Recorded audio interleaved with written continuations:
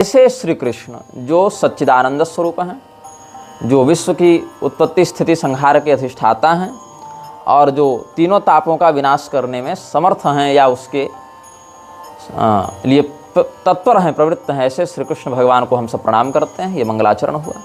फिर उन्हीं श्री कृष्ण भगवान के जो स्वरूप हैं श्री सुखदेव जी, उनका स्मरण किया गया। तो सुखदेव जी का लक्षण क्या बताया है? यम प्रव्रजन्तमनुपेतमपेत कृत्यम द्वैपायनो विरह कातर आजुहाव पुत्रेति तन्मयतया तरवोभिनेदुस्तं सर्वभूत हृदयं मुनिमानतोस्मि। सुखदेव जी का जब अवतार हुआ, एक सामान्य बच्चा जन्म लेता है तो होता है माता पिता की ओर भरण पोषण की अपेक्षा से देखता है, दूध पीने का भाव बने या जो भी उसका एक भाव बनता है। याद तो किसी को रहता नहीं कि जन्म के समय कैसा लगा, लेकिन अन्य बालक के जन्म के समय बाहर से अनुमान लगाते हैं कि कष्ट में है, या रो रहा है, चाहे भूखा है, चाहे बीमार है, बोलता नहीं है, स्पष्ट वाणी का उच्चारण नहीं कर पाता है, शब्दों का बोध नहीं होता है, चल नहीं पाता है, अपने भाव की पूर्ण अभिव्यक्ति नहीं कर पाता है। लेकिन सुखदेव जी के साथ ऐसा नहीं हुआ। क्यों? क्योंकि हर जीव जो देह धारण करता है वो कर्म प्रारब्ध के वशीभूत होकर अपने अच्छे बुरे कर्म का फल भोगने के लिए करता है। लेकिन सुखदेव जी कर्म प्रारब्ध में बंधे जीव नहीं हैं, वो जीवन मुक्त महात्मा है। हम लोग सब मुक्त होने के लिए प्रयास करते हैं। सुखदेव जी मुक्त होने के बाद शरीर धारण किया। हमारी प्रक्रिया से उनकी प्रक्रिया उल्टी है। हमने शरीर पहले धारण किया, मुक्त होने का प्रयास बाद में कर रहे हैं। जब पता चला कि ये भाई फंस गए तो शरीर पहले मिल गया और मोक्ष का प्रयास बाद में कर रहे हैं। सुखदेव जी के साथ उल्टा है, पहले वो मुक्त हैं, शरीर बाद में धारण किया। और शरीर क्यों धारण किया? शरीर इसीलिए धारण किया ताकि और जो शरीर में फंसे लोग हैं उनका उद्धार कर सकें। जैसे आपको किसी को जेल से छुड़ाना है, आप जमानत लेकर गए हैं या उसकी बरी होने का आदेश लेकर गए हैं, तो आप पहले जेल में घुस रहे हैं, तो जेल में घुस तो रहे हैं, आप जेल के चार दीवारी के अंदर हैं, लेकिन फंसे नहीं हैं आप उसमें। तो ये अवतार लेकर जो आते हैं महापुरुष, वो क्यों आते हैं कि तुम शरीर में फंसे, अब तुम कोई दलदल में फंसा है, उसको निकालने के लिए जाना है। कोई आग में फंसा है तो अग्निशमन वाले उसी आग लगे घर में घुसकर उसको निकालते हैं। तो वो घुसे जरूर हैं उसमें, लेकिन वहाँ उसके समान फंसे नहीं हैं, मजबूर नहीं हैं, विवश नहीं हैं। तो सुखदेव जी भी शरीर में हैं, लेकिन शरीर से बंधे नहीं हैं, शरीर से फंसे नहीं हैं। हम जैसे शरीरधारियों का वहाँ से कैसे उद्धार हो, ये दिखाने के लिए उन्होंने अपने शारीरिक आकृति को प्रकट किया है। बिजली का तो खैर अपना आवागमन चलता ही रहेगा, हम लोग का भी चलते ही रहा है आवागमन अलग अलग शरीरों में। तो ऐसे सुखदेव जी महाराज जो जन्म लेते ही संन्यस्त थे, शरीर धारण करते ही वो मुक्त थे, उस समय उनके किसी संस्कार की बात नहीं आई है, नाल नहीं कटा है, जात कर्म नहीं हुआ है, आगे और कुछ जो षष्ठी कर्म होता है, नामकरण होता है, आगे जाकर मुंडन होता है, कर्णवेद मुंडन, ये सब होते होते आपका यज्ञोपवीत कुछ नहीं। अनुपेतम अपेत कृत्यम, अनुपेतम अपेत कृत्यम, जिनका यज्ञोपवीत आदि विप्रोचित कोई संस्कार नहीं हुआ है। तो बोले संस्कार नहीं हुआ है तो क्या उनको शुद्ध माना जाएगा, क्या उनको संस्कृत माना जाएगा, प्रामाणिक माना जाएगा?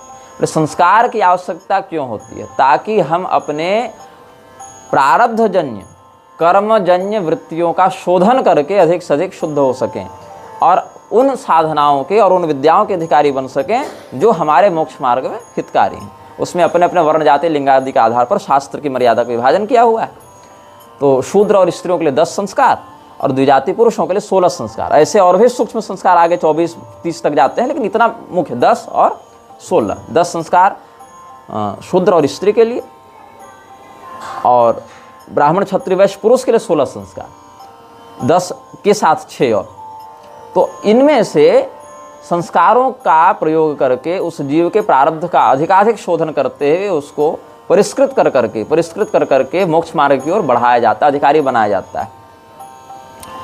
लेकिन सुखदेव जी को इसकी आवश्यकता नहीं थी, वो पहले से शुद्ध थे, इसीलिए उनको संस्कारों की आवश्यकता नहीं थी। क्योंकि परमहंस जो होते हैं वो कर्म प्रारब्ध से परे हो जाते हैं, और जिस प्रकार से कोई व्यक्ति, जैसे कोई बादल बरस रहा हो और कोई बाज इत्यादि को जो ऊंची उड़ान भरने में समर्थ प्राणी हो, वो बादल से ऊपर उड़ान भरने लग जावे तो वर्षा के जल से भीगते नहीं हैं।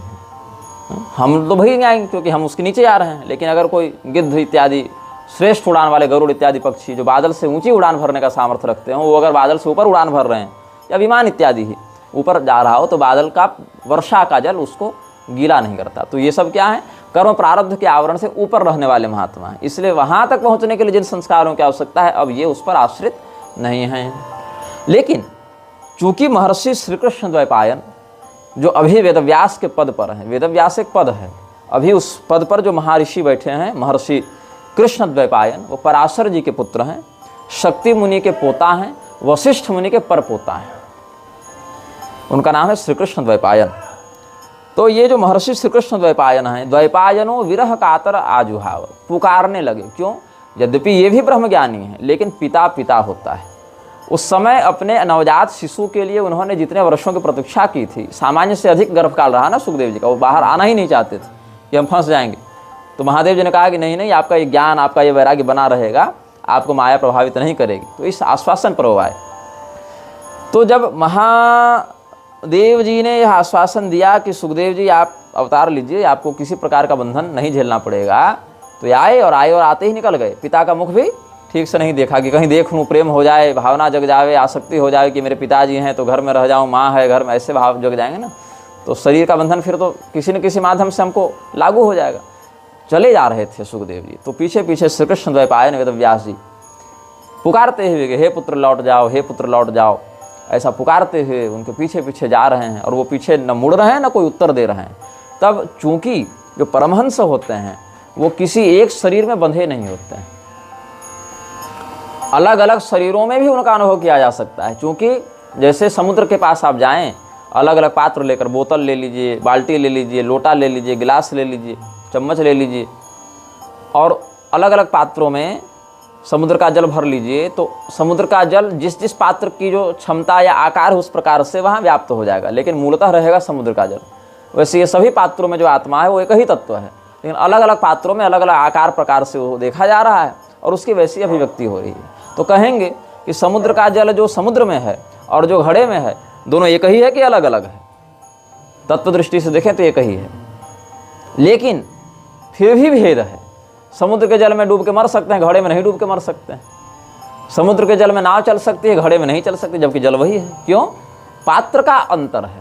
ऐसे ही हम सबके बीच में आत्मा वही है, लेकिन पात्र के अंतर होने से शास्त्र की अधिकारिता में भेद हो जाता है, कि कौन किस शास्त्र के किस भाग में कितने अंश तक अधिकृत है और कौन नहीं है। वही जब समुद्र में वापस डाल दीजिएगा तो उसमें वह प्रभाव जो था पहले से, लेकिन पात्र के कारण वो प्रभाव नहीं दिख रहा था, वो प्रभाव प्रकाशित हो जाएगा।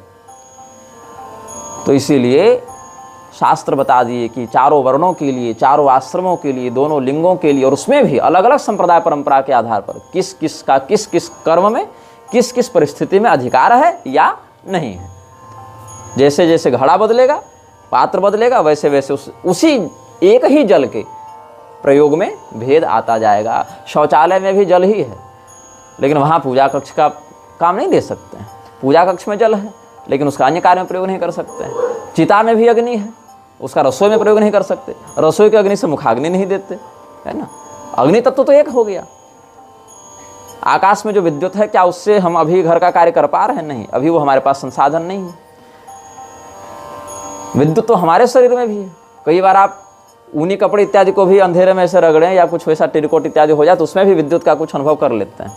तो क्या आकाशीय विद्युत और वो विद्युत तत्व की दृष्टि से एक नहीं है, लेकिन प्रभाव अलग अलग है, क्योंकि उसकी स्थिति काल का अंतर है। तो सारा खेल इसी का है, स्थिति काल का ही सारा का सारा प्रभेद है। लेकिन जो परमहंस होते हैं वो इस बंधन से अतीत हो जाते हैं, परे हो जाते हैं। तो जो तत्व सुखदेव जी के अंदर है वही तत्व पूरे संसार में व्याप्त है। इसीलिए उनको कहा सर्वभूत हृदय। जो ऐसे ब्रह्मज्ञानी महात्मा होते हैं वो परमात्मा से अभिन्नता का अनुभव करने के कारण परमात्मा के ही समान सर्वत्र व्याप्त हो जाते हैं। इसीलिए वृक्षों ने तरोभिनेदुः, तरु मतलब वृक्ष, कल्पतरु कहते हैं ना कल्प वृक्ष को, तो तरु मतलब वृक्ष, उन्होंने उत्तर दिया। अब कैसे उत्तर दिया? वृक्ष तो बोलते नहीं, कैसे उत्तर दे दिया? चूंकि सुखदेव जी सर्वभूत हृदय हैं, तो सुखदेव जी की ही चेतना वृक्षों में भी है, तो सुखदेव जी की चेतना वेदव्यास जी में भी है। इसलिए जो भाव सुखदेव जी अनुभव कर रहे हैं वही वृक्षों ने भी अनुभव किया, और वहाँ से फिर वही भाव सुखदेव जी ने भी अनुभव किया, क्योंकि सर्वभूत में तो सुखदेव जी वेदव्यास जी ने भी अनुभव किया, तो सर्वभूत में तो वेदव्यास जी भी आएंगे। जब वृक्ष तक आ जा रहे हैं तो इनके जैसे प्रबुद्ध महात्मा क्यों नहीं आएंगे?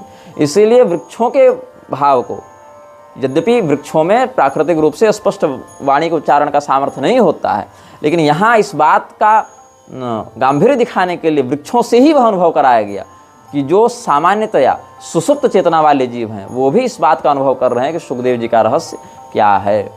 तो ऐसे सर्वभूत हृदय सुखदेव जी के परमहंसत्व का प्रमाण जब वृक्षों ने अपनी ओर से दिया, तब वेदव्यास जी उनके मर्म को अच्छे से समझे। तो ऐसे सुखदेव जी को भी हम प्रणाम करते हैं।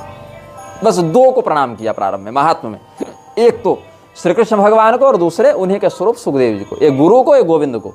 और ग्रंथ तो सामने है ही, तो गुरु गोविंद और ग्रंथ तीनों हो गए। अब थोड़ा भगवान नाम संकीर्तन करें, ये हमने आपको मंगलाचरण बता दिया। और संकीर्तन के बाद हम महात्मा पर चलेंगे। सीताराम सीताराम सीताराम सीताराम सीताराम सीताराम सीता राधे श्याम।